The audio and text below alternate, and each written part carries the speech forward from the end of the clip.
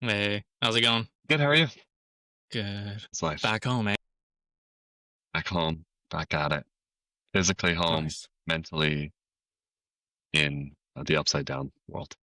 Yeah. Have you had some time to unpack your trip to ye old Italy? No. But tell me, uh, on a scale of 1 to 10, rate Italy's airport to Pearson, with Oh my 1 Lord. being Pearson and 10 being Singapore's airport. So not to judge Italy as a whole, but we were at a really small airport, right, in Tuscany. Okay, okay. That doesn't count. Uh, so I can't really compare it, but it's small enough that they control the intake. So we got Oh, there 3 hours ahead of time for a domestic flight before an international flight. And they almost just wouldn't let us even check our bags. And we had a 9 month old, 10 month old, and a 3 year old, that's and my crazy. mother in law, and my wife and I. So I was like, please, please. Now they were actually like really nice. They were like, we actually shouldn't let you check your bags because it's a small airport. We don't have capacity really, but we'll do it because I can see you're going through a rough time traveling with 2 children. Children. Um, Yeah. so they let us, and I mean yeah, it's not bad. I actually spent a lot of time in the airport because when we landed, my 3 year old was like in such a horrible mental state because she didn't sleep at all on the international flight. I didn't tell you this, but on the Toronto to Netherlands flight, she slept 30 minutes. So That's insane. like, so when I finally got her down, the when I finally got her down on the plane, it was just her and I traveling. My wife was already there, as you know. When I finally got her down, 30 minutes later, they turned on the lights and they're like, okay, we'll be landing in 40 minutes. And I was like, oh my good Lord, this is going to be rough. So by the time we actually got to the airport in Tuscany, she was in such a bad mental state that and he came to meet us there, he was on the floor screaming. Like she was having like a mental breakdown so we couldn't leave like we were stuck in the airport lobby for like an hour while she just like fell apart, fell to pieces. All these Wow. like Yeah. old Italian nonnas were coming up to us being like, can I help you? Are you okay? Is she okay? Like it happened like honestly, like probably 6 or 7 different people came up to us at different times trying to distract her, trying to help. And it's just like, So she felt like how adults feel, but she oh, just couldn't contain her he emotions. must have felt so rough. Yeah. I at this point in my life, I feel like I get sick every time I travel because like Yeah, it's the horrible. flights just wreck me. Yeah. Yeah. Travel is a young man's game. Man, honestly, with Solo, no children game. man, honestly, what to travel without kids, like there's some small things that you take for granted when you don't have kids that when you have kids, you're like, I just didn't even realize how good I had it. Like we were in the lounge on the way back and I was like juggling, acting like I don't know, just like a crazy person. Like I'm like 10-month-old needs entertainment. The 3 year old needs entertainment. They don't want to sit still. You're like doing all this stuff. You're like trying. You're like, for the love of God, just don't have a meltdown. And then I look across to people opposite me, and they're two like really young people with no kids, and they're just like one's reading a book and one's watching a show. And I was like, please, I wish that was me. Yeah. See, it was you at one time and Yeah, you weren't observant. See, I would go to an airport when traveling and I would see that and I would be like, "No, thanks. yeah, Not gonna totally. happen. I mean, me Never." too, but I just didn't realize to the extent of like how rough it is You thought until it I was started going through it. isolated to not you. Until I started going through it, and yeah, it was really hard, but it was good. It was a good trip. It was fun being there. It was nice to unplug and like completely unplug and be in the middle of absolute nowhere in the mountains and vineyards and stuff. The wedding was amazing, so it was good. Nice. Well, yeah. Yeah. I did have I had some Italiano design history queued up Cool. for if we were to Let's do do it. it. Well, let's still do Because it because I was like trying to think about. I was so in the middle of nowhere there, very far from like a metropolitan uh town. So I wasn't really thinking I was like, oh, it'd be interesting to like talk a little bit about some of the entrepreneurial exposure and stuff there. But I was like so in the middle of nowhere that it pretty much didn't exist. But I no, am yeah, you're interested. you're in a different part. Because yeah, like I'm sure we'll end up talking about AI today, but I really don't want to. Yeah, no, not again, I wanna please. I wanna stop posting about it, but it's like, God, it's the spirit of the time right now. It's yeah, if you want engagement and like heated debates, post about AI. Like that was the waters I was testing last week was let's post design content, see how Mhm. that stuff does, and then let's post some AI inflammatory content, see how that does. Totally went off the rails, you know. Can't wait Oh yeah. to Go take a catch look. up. There's other gems. So funny enough, that you mentioned that I'm actually speaking at a conference on AI and marketing workflows. Well, That's probably cool. less inflammatory about less inflammatory than some of the kind of like ideas we've been talking about. But yeah, I'll be speaking next month on at CAPIC, so the Association of Professional Immigration Consultants. A lot of the speakers are lawyers in the legal field. It's actually the other speakers are really interesting. Maybe as we get closer, we can like talk about this in a bit more detail. Right now, I'm just doing some like overall thinking about the outline and structure for 30 minutes because it's a fairly short period of time. But Yeah, yeah, we've not been a lot of time. experimenting with a lot of different stuff. So the goal really is to like help smaller organizations build workflows, do some prompt engineering around their sales and marketing output, try to like increase quantity, but also keep the quality to a similar level as if, they were doing it themselves, not like the Yeah. AI slop that, we kind of see when we start to increase quality. So Yeah, good as a quality tool to like workflows. Yeah. amplify rather than Yeah. yeah, Good because quality it's workflows, building on what they already have and helping to kind of like create some good prompt engineering to keep that quality and output up. So mhm, that's all I have right now. But yeah. No, it's cool. It's a good topic. Like we just can't escape it. no, I went to a CMA event actually Oh, cool. on Monday because I'm Nice. trying to get back in there. I met some crazy people. Like, Oh yeah. I met someone on the B2C side that is, she was walking me through all the data science of how places like Walmart infer whether or not an influencer actually had ROI. And like, Hmm. it's way more science than it is marketing anymore. Yeah. And Yeah. Makes it's just sense. really fascinating. But the striking thing about that was like I go into these things thinking that everyone just like naturally knows what we do about AI and technology. And I found myself having like really meaningful conversations, like educating on the workflows around automation and AI and scraping data for market research and prompt Hmm. engineering for content. And like all of that like was really applicable to them and they hadn't actually heard of it. So Hmm. yeah, there is really an opportunity in this space to talk more about it. It's not the stuff that we do actually is a bit more unique. I'm sure there's a percentage of people out there doing it that are experts, but yeah, it was just a reminder that shouldn't hold things I love the too CMA. close. We both love the Yeah, CMA. If anyone there is listening, we're coming back. We took a long break. yeah. Are No, you we're thinking back. of council? Yeah, I already talked to a guy about which Okay. Which councils. one? Which one? It depends on what's open, but the one that makes the most sense is B2B That's the council Martech. I was on. Nice. Yeah, B2B was the one I was looking at. The Martech Council. There's a lot. There's councils, committees as well. So I'm already on some educational committees for colleges. So like those are interesting because they're looking for that industry experience to shape curriculum. Hmm. But yeah, it's I'm excited to re-engage with that. But the I don't even think this will make it in the podcast. But like I also did an RGD session with owners last night, and it's fascinating how worried everyone actually is about AI. I Yeah. need to follow up with this stat, but the speaker told us a stat that says AI stands to remove about 30% margin from agency work. Why would it oh, because As in clients will like do their own thing? it's going to reduce our margins by 30%, How which would isn't that great. work? That's interesting. as in we're going to be losing work, as in we're going to be Oh, yeah, okay. So, right. well, not margin, revenue then.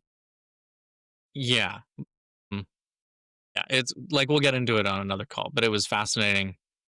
Fear mongering. But the whole conversation was more about positioning because if you're not, yeah, if you're not positioned for being a differentiated agency, then you stand to lose the most with the AI boom. So is the theory that like clients will come with a lot more work done already using AI? It's partly that, and it's partly that it's going to be a race to the bottom for smaller, leaner agencies. Race to the bottom, how so? Pricing. Okay. Oh, because they're going what? Okay, so they're gonna let is the theory here that like small agencies are going to be decreasing prices because they're doing more with AI Smaller agencies are going to be eating more of what larger and mid-sized agencies are doing because of because AI. their capacity has increased due to AI. Okay. Okay. Yeah. Um But largely, Interesting. it's also the clients coming with work pre-done, right? Hmm. Which isn't unheard of. I've already heard of two cases from PR agencies where that was the case. Yeah, I mean, I guess it also depends on like the type of work that you're doing, the type of agent you are, the type. I mean, for instance, like in the work that we do, there's some definitely some work that could be like clients could take it on with AI. We still would need to adapt that to digital and the context that we work in. I mean, it would be great if a client came to us with like more work than they do currently that we just needed to help like facilitate and structure in a way that would work for the type of work that we do. I think that'd be awesome. Because right now they come with nothing most of the time. No. Yeah. Yeah. And I mean, I don't know what AI is going to do for them That's such a because that's our such a like our that's such a workshop materials, like up front, all of that additional consulting work that we do, I don't actually see a world that AI does that without a level of like consultative measures and like yeah. we could build an automation and AI workflow Hmm. for that, Yeah. right? To help Yeah. That, clients decrease the runway for that. But I don't see someone just prompting through ChatGPT to get something viable to bring to us. that you could yeah like a product using chat to create a product requirements document that you can then use as a blueprint for designing and building a digital product. Like, If I you know mean, what you're this building, was where was this that's the thing. RGD? If you, yeah, this was RGD. Okay. So He's that's a pretty wide range of audiences there, right? Like if they're they're thinking specifically design, no, it's I like mean, creative agencies. So that's why I'm gonna yeah, follow up with him about that stat because I am curious. Like there is no one design yeah, agencies that's the same to another, right? totally, Like totally. I so think in general, if you're doing work that is turnkey, like yeah, for sure, it's a risk. yeah. You're doing really, let's say, low complexity brand identity work and associated support, like that could go away. A lot of that could go away. Maybe, Um, yeah. I told you about my friend setting up a gym business, right? yeah, Like, totally. That's it. you Yeah, know, totally, totally, he doesn't have the capital to do it. He went to Lovable, built a website, and sent it over to me. And I was like, this actually looks great, man. Like totally. it addresses your issues. He has a humanities background, so he was able Yeah, to really dial in the prompt and the content, and it looked great. yeah.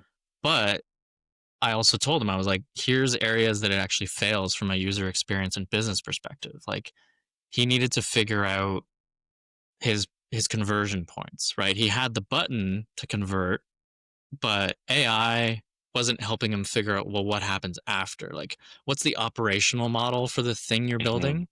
Because at this Hmm. point, it's online, it's available, but just because someone can click on a button doesn't mean that data is going to your CRM. It doesn't mean that it's going into a workflow. It doesn't mean it's managing your customer relationship in any meaningful way. Like I think Hmm. that's where you can add a lot of value. Yeah, And yeah. at least the work we do is looking at those things that seem like they're not design that actually are design, right? Designing the system, designing the business, designing the inputs, the outputs, it's all design to me. I think people would argue differently, but I say it's all design. See. Yeah, I don't know. Um, That's my yeah, shtick. interesting. That just seems like another one of those like very general statements that are pretty polarizing. But I mean, maybe we're more of a unique organization than some of the client base that I mean, I guess like in general, if you think of like entrepreneurship as a whole, like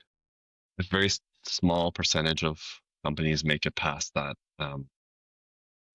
the certain thresholds for size of business and stuff like that. So yeah, most organizations are probably going to be affected negatively, but Yeah, I think that's where like being a generalist over a specialist is like king right now. Like, I know that I think it was David C. Baker. I think they were talking about specialization, and someone on that same RGD call said that they've recently retracted that statement. So another really thing I need to interesting. gut check, but I like those guys like Blair Enns and David C. Baker because they edit their content as the industry evolves. And I saw a post from Blair. He retracted a statement about the whole pricing creativity thing, Mhm.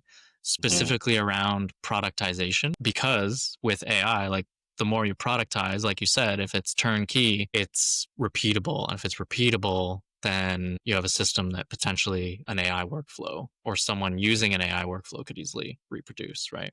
So we're kind of back to that. How do you find your differentiator that isn't productizing everything, Yeah. working within that messy middle bit. Yeah, pretty Yeah. interesting. But yeah, I mean, I thought I said I wasn't going to talk about AI. You know the RGD event, like Design Thinkers? Yeah, I'm going to go. I got a free ticket. Wait. Um, So yeah, yeah. speaking of CMA, the council was really good when I was on it. I think I was on it for B2B council for 2 years. I feel like if I were to give you some feedback on the B2B council, I felt like it was not the greatest fit for us, just because I think it was like way more specific to marketing capabilities and skills. Yeah, Uh, I some thought that. adjacent conversations and things to what we do, but a lot of it was very heavily focused on specifically marketing execution. Um, and I feel like the MarTech one might be a better fit. I actually originally thought the customer experience one would be the best fit. That's where we met Stefan at level 8 or whatever that organization was. But my feeling is that B2B Council was maybe not the best fit, but maybe that's changed. We're a different organization at the time too. Mhm. Well, that's why I went to the event. I wanted to talk to some people. Like you know, talked about the councils and the committees, and then I met some people that I really resonated with, like the data stuff, all the data science, like that in a way Hmm. relates to our work. Hmm. But then I met someone that's more on the PR side, and it's like it's interesting, but it's really outside of the scope of our domain and interest, right? So I like the systems and engineering and all of that stuff that goes behind it. So I think there's people there. I think there's committees there. Um, it's just a matter of finding it. So yeah, I'm gonna continue to suss it out. But there's some pretty cool things going on. A really good opportunity to contribute and write some stuff as Hmm. well. But yeah, in other news, to just like switch gears, Hmm. this was the stuff I had queued up for you last week. First one, this is pretty big. WCAG 3.0. Yeah, that's on the horizon. I thought it was really cool Oh, because it expands the scope beyond just websites. So they're interesting. looking at things like apps, VR, AR, and more emerging tech, whatever that means. But like, it's not Emerging just the tech, interesting. websites or the ATMs anymore. It's like, no, Damn, wow. VR, AR. So I Whoa, think that's that's a huge really, for companies. yeah. So does And that mean that AODA and ADA would then be based on WCAG 3.0? Do they need to revise the legislation? all it means is that they have to say, rather than WCAG 2.1 or 2.2, we're going to Hmm. be following the 3.0 guidelines. Like, My and God, this is that's like a huge, monumental shift as well because huge. they're replacing the A standard, like single A, double A, triple A.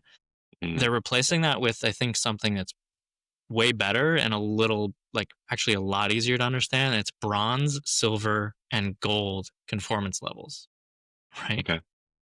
Like, so it's simple. Some of these things are simple content design things to, I Hmm. think, get it a bit more embedded in popular language, make it more accessible, in quotes, for their audience that has to use it. Because double A, triple A, like that means nothing. Bronze, silver, that actually means something to Totally. people.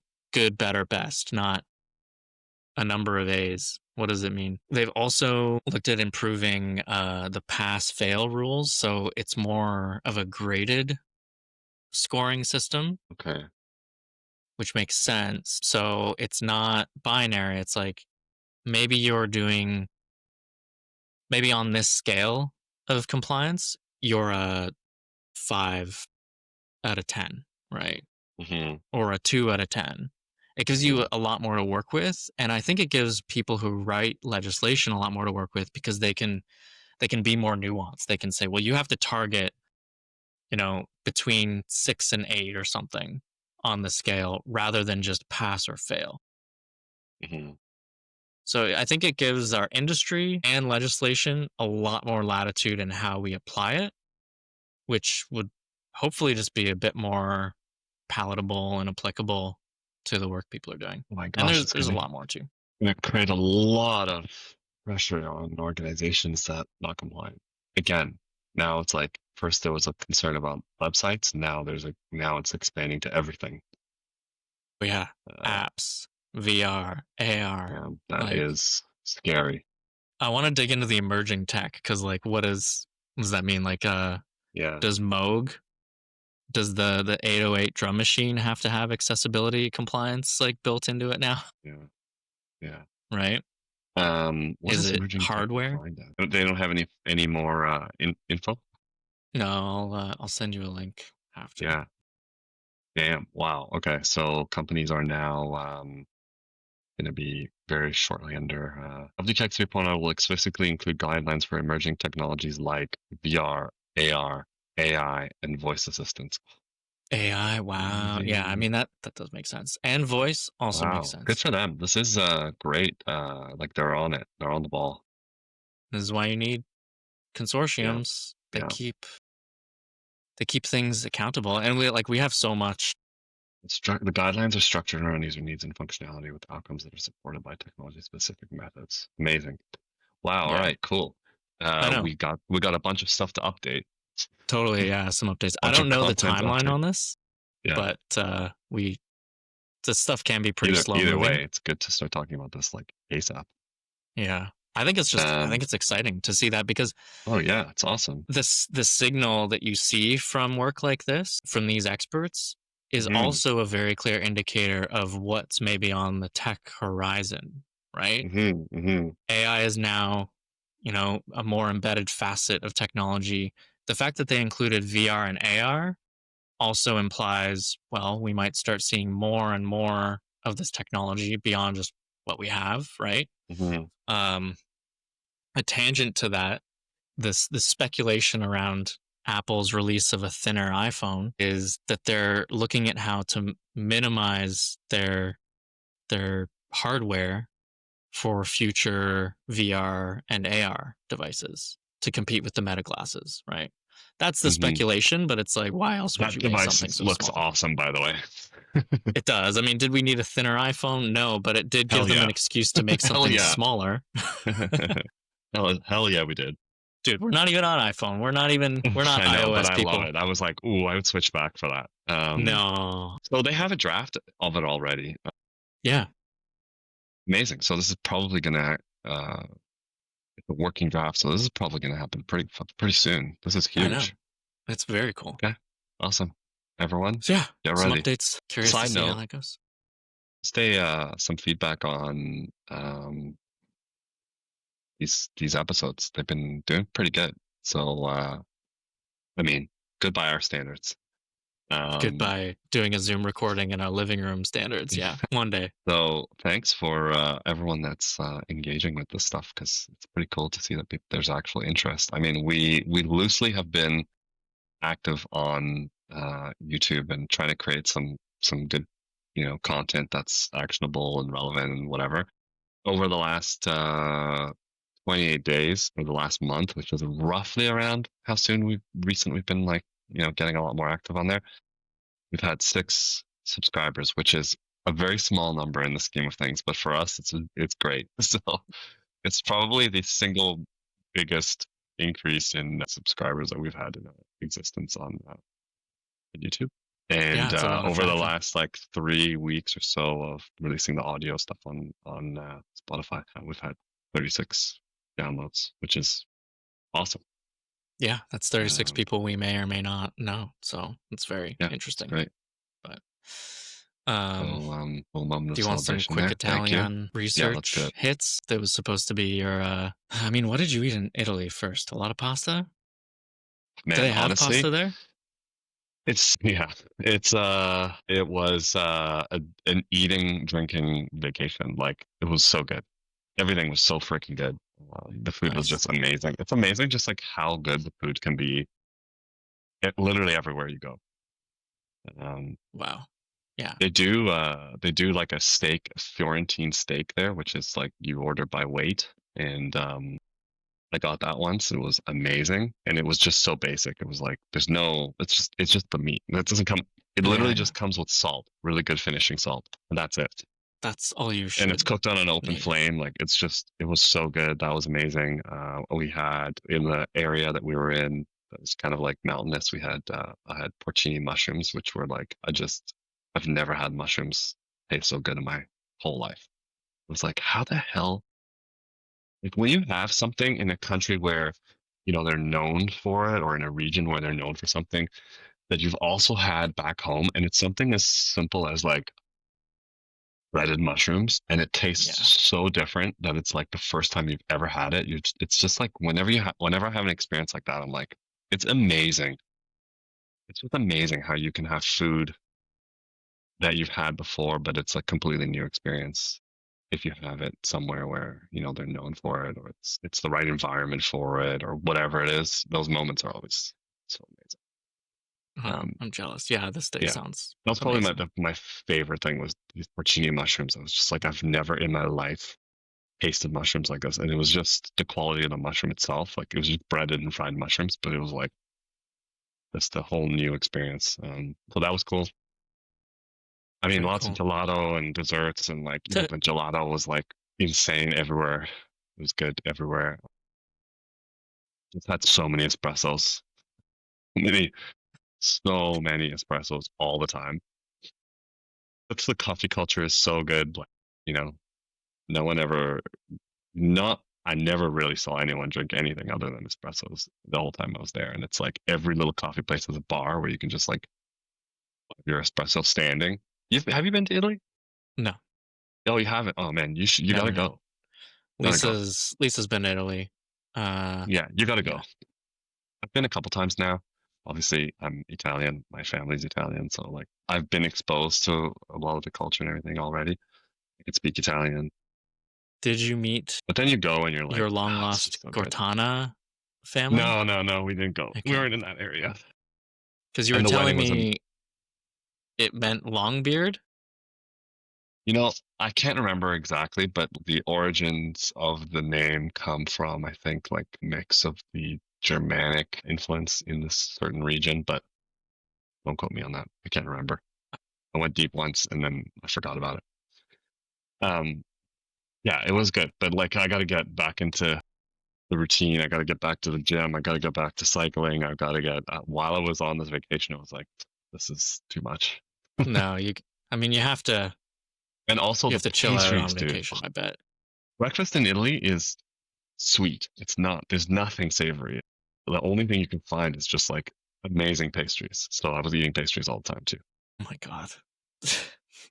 And the wedding Sounds like was my incredible. nightmare, They but they had they had an Italian cover band that was doing like Backstreet Boys and stuff. So that was so fun. Good. The very first real cool. vacation I've taken in a really long time. Yeah. Oh, you need a proper vacation Like the last time to. I actually traveled, I was over a year ago, I think. Well, I think it was Costa Rica, right? No, oh God, that's even more. That's like 2 years. Oh yeah, with you, yeah, yeah, yeah. I mean like family vacation. But Jenny and I are both gonna do individual vacations now. Yeah, I was gonna say Like I didn't know after a this, we family were like, vacation was a vacation. we desperately need a break. It was just so hard with the kids, just so young. 10 months and 3 years is like so hard on a international. But that's good. It's good. House was sweet. I'll show you some pictures. Yeah, looking forward to it. All right. Well, do you know any heavy hitting Italian designers? No, I don't actually. I don't know anything about the scene over there. Okay. I Um, mean, I don't know what the scene what's is right current? now. What's like who's what agencies are doing what? I know nothing. No, I mean, yeah, I guess I should have done some more research on like contemporary Italian design, but it definitely seems more fashion centric and someone is gonna someone is gonna call me out on that statement. But what I did find was just like more of the history because back in school, like we got exposed to a lot of the Italian design movements and sentiments back when they were doing like more print product. And like one of the coolest things I pulled out from back in university was Olivetti. I don't know, am I pronouncing Mm. that right? Ah, it's okay. Don't worry How, about oh my god. it. Pretty good. Give me the Italian version. Olivetti. Okay, that's way better. I'm not even gonna try to mimic that. Yeah, don't worry Do you about it. know them though? No. So they were Amazing a logo. dude, I know. They are Started like in 1908. 1908. Wow. yeah, they're very, very cool. So they were a typewriter manufacturer, but there's a lot of really interesting things about them. First, like our original gateway to them was in like a graphic design class because the instructor was showing us all of their posters and their branding. They were really pushing the idea of graphic design and marketing at that time. They were marketing typewriters, but I think a lot of designers who were classically trained Hmm. before digital would look at Olivetti and really fan over them because really like strong colors, modernist approach, interesting typography, cool layouts, all to just sell these typewriters. And that was my entry point to them. But when I did research for the podcast when you were there, um, I learned more about the company, and it's really cool because they could be classified as like one of the early stages of human centered workplaces and a design first culture. So Very cool. I thought that was really cool. So I dug a bit deeper into things, and the company themselves, they had this idea that design was not just decoration, it was the strategy, it was the culture, it was the brand. So a very early stage idea of a design led organization. And we're talking pre-computers, typewriters, right? So that's a Hmm. really cool realization that we're still talking about to this day. And I still don't think that organizations fully grasp the idea of what's meant by a design led organization. Like my Yeah. comment earlier about design being everything, it's like strategy, culture, brand, technology, systems. These were the guys that were like thinking about that early on. So I found that to be a really cool part of their history. I want to share. Um, I'm going to share a poster of the. yeah, yeah, yeah. Drop it in. This is a poster. Can you see my screen? Of the first. This is basically the first ad of their first Oh yeah, typewriter model. Anyways, it's amazing. Um, like how cool is this poster? that's great. um, I I feel like feel that like could sell typewriters today. oh yeah, totally great. Um, Yeah, like they were Prima founded in fabbrica 1908. italiana machine. So it says the first Italian fabricated machine for writing. That's what the first two lines there Yeah. say. Um, yeah. And Anyways, it goes beyond very print cool. too. Like their product design, it is in the MoMA. That is Hmm. Oh, how cool. dominant this company is in the history of design. And before I just thought, oh, cool print stuff. But no, they've got a full lineage of like print, marketing, product design. And that's why they're way more fascinating to me now than they were back in university. Yeah. There are Some other typewriters. The typewriters and their that's so funny because I was looking at their typewriter models, Mhm. images of them, and let me just show you this. And I just looked this up while I was doing this. But let me just screen share. Wait, where was this? Okay, so Beautiful.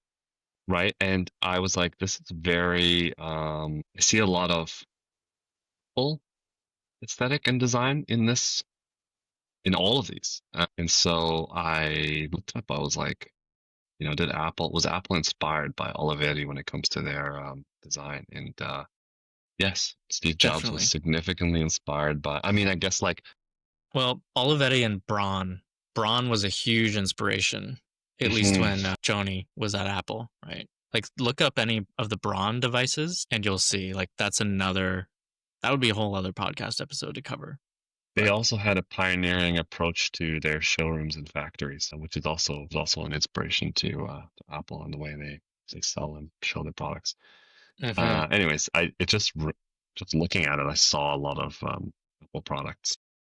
Yeah, and Very cool. their approach to corporate structure as well. Like, they built modernist housing, libraries, theaters, daycare. Like, think about what Google's purported to be doing with that, right? Daycare, Hmm. food, like all of that employee level engagement and corporate culture. Yeah, These are the early days of that, investing in the corporate culture for reasons beyond, you know. And of course that's going to enhance like productivity and stickiness. They invested in worker education and well-being, which very cool. man, in 1908, definitely Yeah, rare. nuts. Cuz I just picture, you Wasn't know, there still child labor in 1908? yeah, I picture like 4-year-olds shoveling coal into Child chimney generators. sweeps. Yeah. So yeah, Olivetti was cool, and I got plenty more, but we'll save it for another time. Cool. All right. Well, this was a good episode. Yeah, this Good was catch up. solid. Good to catch up. All right, well, we'll call it there. Cool. All right. Okay, See ya. bye. Bye.